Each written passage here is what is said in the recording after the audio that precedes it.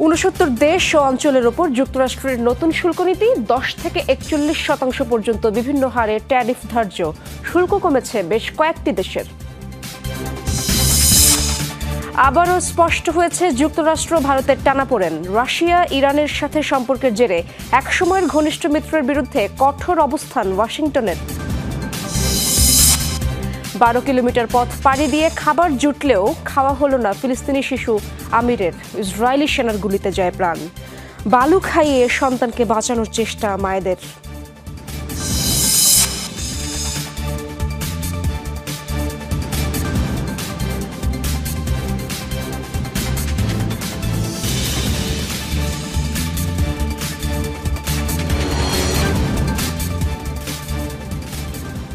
দর্শক, এতক্ষণ শিরোনামগুলো দেখছিলেন। পুরো সময় জুড়ে আপনাদের সাথে থাকবো আমি ইশরাত জাহান।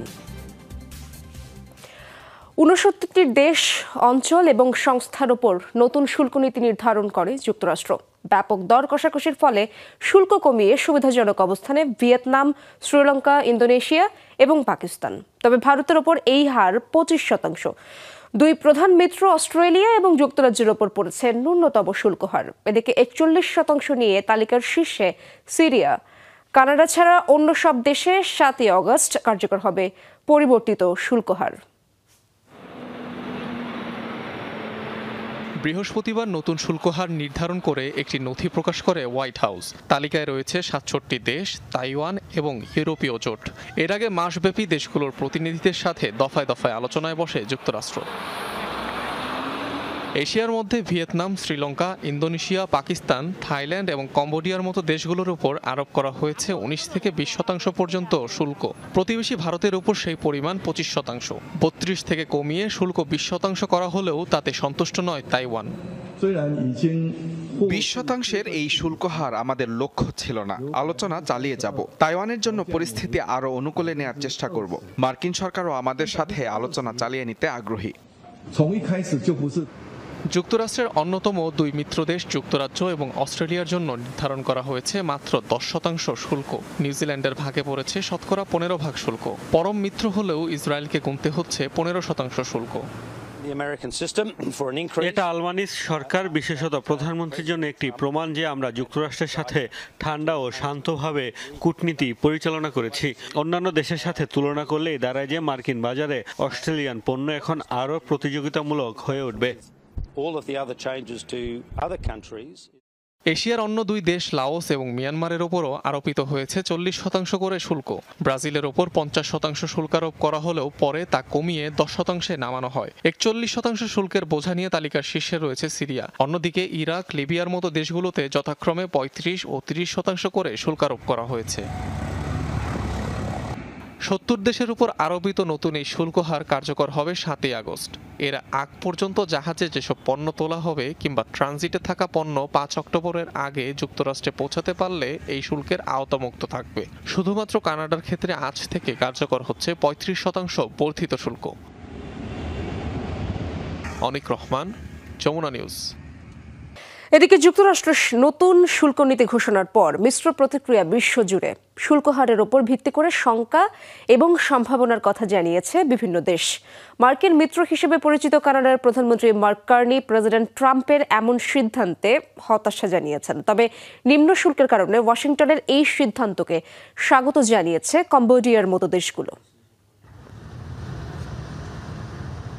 যুক্তরাষ্ট্রের নতুন শুল্ক নীতিকে ঘিরে বিশ্ব অর্থনীতিতে চলছে তোলপাড়। আমদানি করা পণ্যের উপর ন্যূনতম ১০% থেকে শুরু করে ৪১% পর্যন্ত শুল্ক আরোপের নির্বাহী আদেশে স্বাক্ষর করেছেন মার্কিন প্রেসিডেন্ট ডোনাল্ড ট্রাম্প। মার্কিন প্রেসিডেন্টের এমন সিদ্ধান্তের মিশ্র প্রতিক্রিয়া চলছে বিশ্বজুড়ে। এর মধ্যে কানাডায় দেয়া হয়েছে ৩৫% শুল্ক। মিত্রদেশ হওয়া সত্ত্বেও বর্ধিত শুল্কের এই বোঝার কারণে তীব্র প্রতিক্রিয়া এসেছে এই মার্কিন প্রতিবেশীর তরফ থেকে। যুক্তরাষ্ট্রের সাথে আমাদের বিভিন্ন ধরনের চুক্তি এবং সমঝোতা রয়েছে, তারপরও আমাদের উপর ৩৫% শুল্ক আরোপ করা হয়েছে। এই বর্ধিত হার অন্যায্য। তবে বাণিজ্য সমঝোতার কারণে অনেক দেশের উপর কমানো হয়েছে শুল্ক হার। ফলে সেসব দেশ স্বাগত জানিয়েছে ট্রাম্পের এই সিদ্ধান্তকে। এই শুল্ক হারে আমরা প্রতিযোগীদের সাথে ভালোভাবেই লড়াই করতে পারবো। এর ফলে আমাদের রফতানিমুখী প্রতিষ্ঠানগুলো নিজেদের আরও বর্ধিত করতে পারবে। এতে আমাদের আরও কর্মসংস্থান হবে। যদিও 25% বেশি শুল্ক আরোপ হওয়া দেশগুলোর সাথে এখনও আলোচনা চালিয়ে যাওয়ার কথা জানিয়েছেন মার্কিন president Trump. Mir Mushfika Hasan, Jamuna news. বিভিন্ন দেশের পণ্যে যুক্তরাষ্ট্র বর্ধিত শুল্ক আরোপ করলেও সরাসরি এই শুল্ক দিতে হবে না দেশগুলোকে। মূলত সরকারের শুল্কের এই বিপুল অর্থ পরিশোধ করবে মার্কিন আমদানিকারক প্রতিষ্ঠানগুলোই। যদিও বাড়তি খরচ আদায়ে যেসব পন্থা অবলম্বন করা হয় তাতে পরোক্ষভাবে সব অর্থ যায় রপ্তানিকারক প্রতিষ্ঠান আর গ্রাহকদের পকেট থেকে। বিশ্বজুড়ে আলোচনা এখন মার্কিন প্রেসিডেন্ট ডোনাল্ড ট্রাম্পের নতুন শুল্ক নীতি। প্রায় 70টি দেশের ওপর নতুন বর্ধিত ট্যারিফ ধার্যের পর প্রশ্ন উঠছে, কারা পরিশোধ করবে এই শুল্ক? ট্যারিফ মূলত অন্যান্য দেশ থেকে আমদানি করা পণ্যের উপর একটি দেশের সরকার নির্ধারিত সারচার্জ। মূলত যেসব কোম্পানি বিভিন্ন দেশ থেকে পণ্য আমদানি করে তারাই দিয়ে থাকে এই শুল্ক। অর্থাৎ বাংলাদেশ থেকে যে মার্কিন প্রতিষ্ঠান পণ্য নিবে, যুক্তরাষ্ট্রের অর্থ বিভাগকে শুল্কের অর্থ তারাই পরিশোধ করবে। সরাসরি মার্কিন সরকারকে অর্থ দিতে না হলেও শুল্কের বোঝা মূলত চাপানো হয় রপ্তানিকারক দেশগুলোর উপরই। বেশ কয়েকটি উপায়ে এই অতিরিক্ত অর্থের বোঝা চাপানো হয়। শুল্ক সমন্বয়ে পণ্যের দাম কমাতে চাপ দেওয়া হতে পারে, কিংবা দাম বাড়িয়েও আদায় করা হতে পারে বাড়তি অর্থ। কোনো প্রতিষ্ঠান নিজেদের লভ্যাংশ থেকেও শুল্ক দিতে পারে, তবে তার সম্ভাবনা কম। কোনো দেশের পণ্যের দাম বেড়ে গেলে বিকল্প খুঁজবে গ্রাহকরা। আর তাই যেসব দেশ যুক্তরাষ্ট্রে একই পণ্য রফতানি করে তাদের মধ্যে শুল্ক যাদের বেশি, তারা প্রতিযোগিতায় পিছিয়ে যাওয়ার শঙ্কায় পড়বে। বাজার হারালে পড়তে হবে ব্যাপক ক্ষতির মুখে। ট্রাম্পের দাবি, মার্কিন পণ্যের চাহিদা বাড়ানোর লক্ষ্যেই অন্য দেশের ওপর শুল্কের বোঝা চাপাচ্ছেন তিনি। পাশাপাশি বাজেট ঘাটতি পূরণ ও যুক্তরাষ্ট্রে বিনিয়োগ বাড়ানোর লক্ষ্য তার। যদিও তার এই পদক্ষেপ কার্যকর হবে কিনা তা নিয়ে শঙ্কায় বিশ্লেষকরা। মোস্তফা মাহমুদ, যমুনা নিউজ। একসময় ধারণা করা হতো ঘনিষ্ঠ বন্ধু, সেই নরেন্দ্র মোদীকেই এবার টার্গেট বানালেন মার্কিন প্রেসিডেন্ট ডোনাল্ড ট্রাম্প। রাশিয়ার সাথে বাণিজ্য সম্পর্ক সহ নানা অভিযোগে নয়াদিল্লির ওপর বর্ধিত শুল্ক আরোপ করেছে ওয়াশিংটন, দিয়েছে শাস্তিমূলক পদক্ষেপের হুঁশিয়ারিও। এর আগে পাকিস্তানের সাথে সংঘাত বন্ধের কৃতিত্ব নিয়ে ট্রাম্পের সাথে বাকযুদ্ধে জড়িয়েছিল মোদী প্রশাসন। দক্ষিণ এশিয়ার অন্যতম ঘনিষ্ঠ মিত্র ভারতের সাথে যেন তলানিতে ঠেকেছে যুক্তরাষ্ট্রের সম্পর্ক। ভারত কিংবা ভারতের প্রধানমন্ত্রী নরেন্দ্র মোদী, যতবারই এ দুটো নাম উচ্চারণ করেছেন মার্কিন প্রেসিডেন্ট ডোনাল্ড ট্রাম্প, ততবারই ভালো বন্ধু আখ্যা দিয়েছেন। কতটা ঘনিষ্ঠ মোদী ট্রাম্পের সম্পর্ক? অতীতের ছবিতে নয়, প্রশ্নের জবাবটা মিলবে সাম্প্রতিক বাস্তবতায়। বন্ধু দাবি করলেও ভারতের বিরুদ্ধে একের পর এক কঠোর পদক্ষেপ নিচ্ছেন ট্রাম্প। তাতে প্রশ্ন উঠছে, আসলেই কি নয়াদিল্লিকে বন্ধু ভাবেন তিনি, নাকি এরই মধ্যে ফাটল ধরেছে দুই মিত্রের সম্পর্কে? পেহেলগামে সন্ত্রাসী হামলার জেরে শুরু হওয়া ভারত পাকিস্তান সংঘাত থেমেছিল 48 ঘন্টার মধ্যে।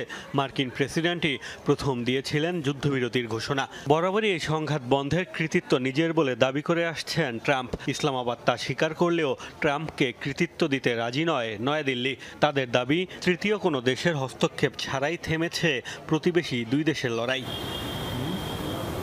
ভারত পাকিস্তান সংঘাত বন্ধের ইস্যুতে দূরত্ব তো বেড়েছেই, নরেন্দ্র মোদীর দেশের ওপর আরও অনেক কারণেই নাখোশ মার্কিন প্রেসিডেন্ট।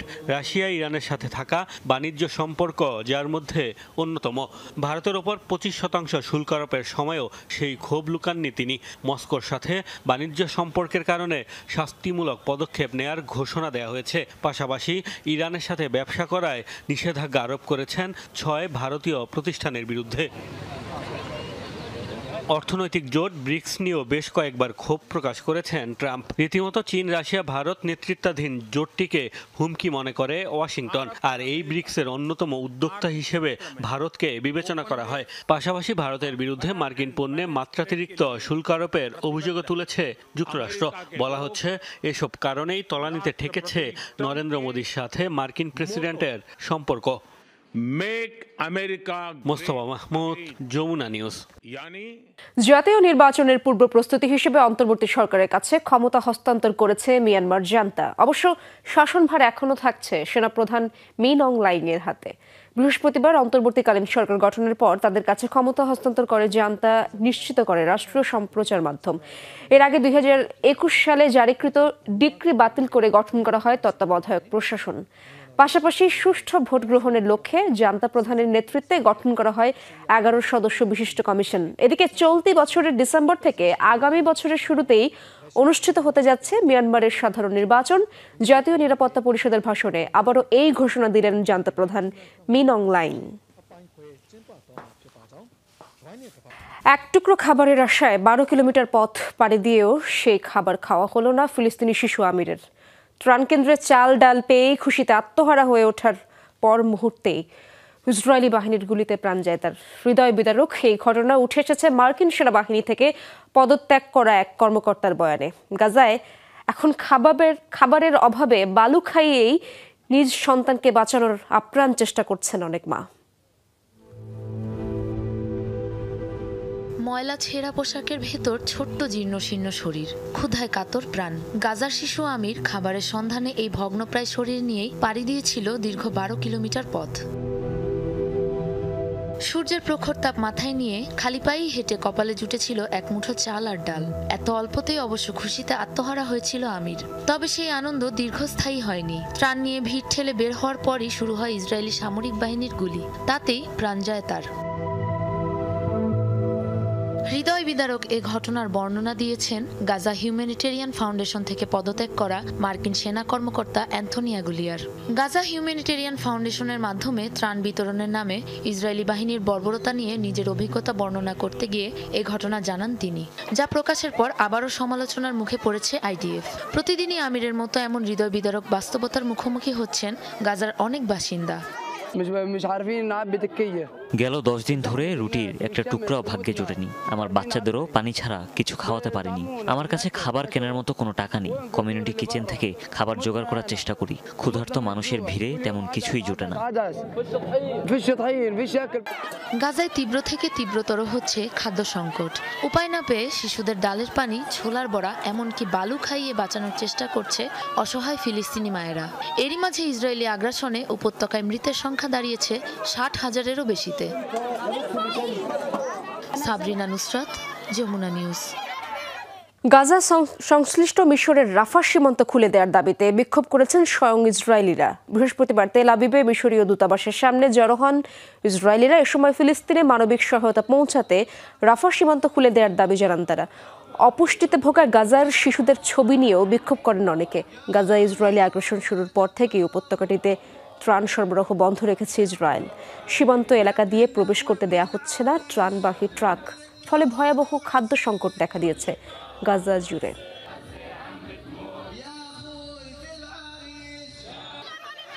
8ই আগস্টের মধ্যেই যুদ্ধবন্ধে রাশিয়া ইউক্রেনের মধ্যে চুক্তি দেখতে চান মার্কিন প্রেসিডেন্ট ডোনাল্ড ট্রাম্প।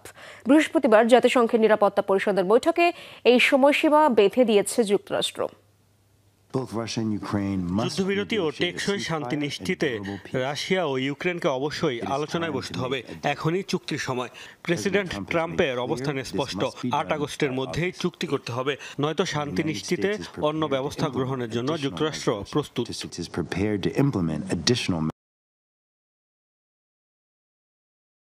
হাজারো নিউ ইয়র্কবাসীর ভালোবাসায় সিক্ত হয়ে শেষ বিদায় নিলেন বন্দুকধারীর গুলিতে নিহত বাংলাদেশি বংশোদ্ভূত পুলিশ অফিসার দিদারুল ইসলাম। ঝড় বৃষ্টি উপেক্ষা করেই পার্কচেস্টারে তার জানাজায় অংশ নেন 20,000 মুসলিম। শ্রদ্ধা জানাতে বিশিষ্ট ব্যক্তিদের পাশাপাশি উপস্থিত ছিলেন নিউ ইয়র্ক পুলিশ বিভাগের 5,000 সদস্য। তুলে ধরেন দিদারুলের বিরচিত আত্মত্যাগের কথা। পরে নিউ জার্সির লরেল গ্রোভ কবরস্থানে হয় তার দাফন। অন্তিম বিদায়ে সহকর্মীর কাঁধে বাংলাদেশি বংশোদ্ভূত মার্কিন পুলিশ অফিসার দিদারুল ইসলামের কফিন। বন্দুকধারীর হামলায় মাত্র 36 বছরেই নিভেছে যার জীবন প্রদীপ। ছিল ঝড়ের পূর্বাভাস, হয়েছে বৃষ্টিও। এর মধ্যেই দিদারুলের শেষ বিদায়ে নেমেছিল জনস্রোত। হাজির হন হাজার হাজার নিউ ইয়র্কবাসী। জানাজায় অংশ নেন প্রায় 20,000 মুসলিম।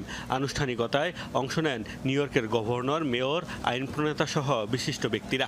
বাংলাদেশে এই বীরের আত্মত্যাগের গল্প উঠে এসেছে তাদের কণ্ঠে। বাংলাদেশি মুসলিম আমেরিকান ছিলেন তিনি, কঠোর পরিশ্রমী হিসেবেই পরিচিত।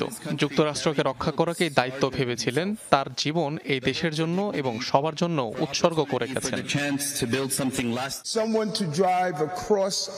দিদারুলের পরিবারকে সান্ত্বনা জানানোর ভাষা নেই। একজন অভিভাবক হিসেবে অন্য অভিভাবকের কাছে ক্ষমা চাই। দিদারুল ইসলাম যে সন্ত্রাসবাদ রুখতে জীবন দিয়েছেন, সেই চিন্তা ভাবনা ধারণ করতে হবে।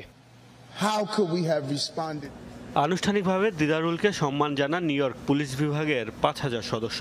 স্যালুটের পাশাপাশি হেলিকপ্টারের মাধ্যমেও দেয়া হয় গার্ড অব অনার। সহকর্মীর পরিবারের পাশে থাকার প্রত্যয় ব্যক্ত করেন পুলিশ কমিশনার। চেয়ে দেখো দিদারুল, পুরো নিউ ইয়র্কের পুলিশ তোমার পাশে। তোমার এবং তোমার পরিবারের জন্য আমার হৃদয় ভেঙে গেছে। আমরা সবসময় এই পরিবারের পাশে থাকব। হামলার এই ঘটনার পর আবারও সমালোচনায় যুক্তরাষ্ট্রের অস্ত্র আইন। এই হত্যাকাণ্ড আবারও মনে করিয়ে দেয় যে যুক্তরাষ্ট্রের অস্ত্র আইন যতই শক্তিশালী বলা হোক না কেন, সেটি আসলে দুর্বল। এটা ভয়াবহ যে মানসিক স্বাস্থ্যের সাথে লড়াই করা একজন ব্যক্তি এমন ধ্বংসাত্মক অস্ত্র কিনতে পেরেছে। জানাজা শেষে নিউ জার্সির লোরেল গ্রোভ কবরস্থানে দাফন করা হয় দিদারুলকে। গেল সোমবার ভয়াবহ বন্দুক হামলায় নিহত হন তিনি সহ 4 জন। মোস্তফা মাহমুদ, যমুনা নিউজ। দর্শক, যমুনা আইডেস্ক একটি বিরতি নিচ্ছি, ফিরবো কিছুক্ষণের মধ্যে।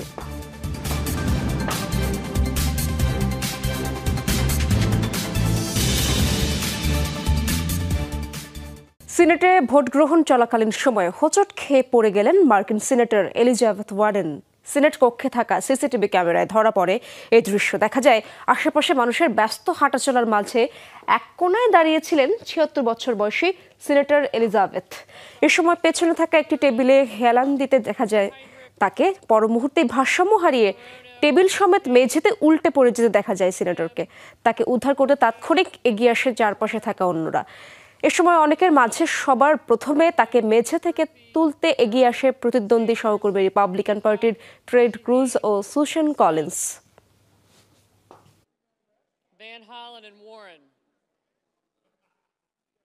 নতুন এক প্রজাতির পতঙ্গের খোঁজ মিলল অস্ট্রেলিয়ার উত্তর পূর্বের বনাঞ্চলে।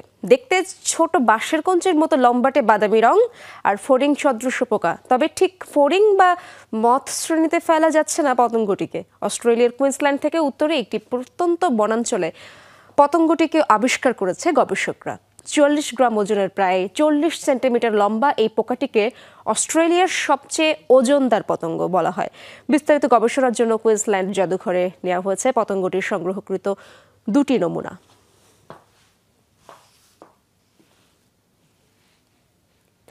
দর্শক, এই ছিল যমুনা আইডেস্কে। এতক্ষণ যারা সঙ্গে ছিলেন সবাইকে ধন্যবাদ।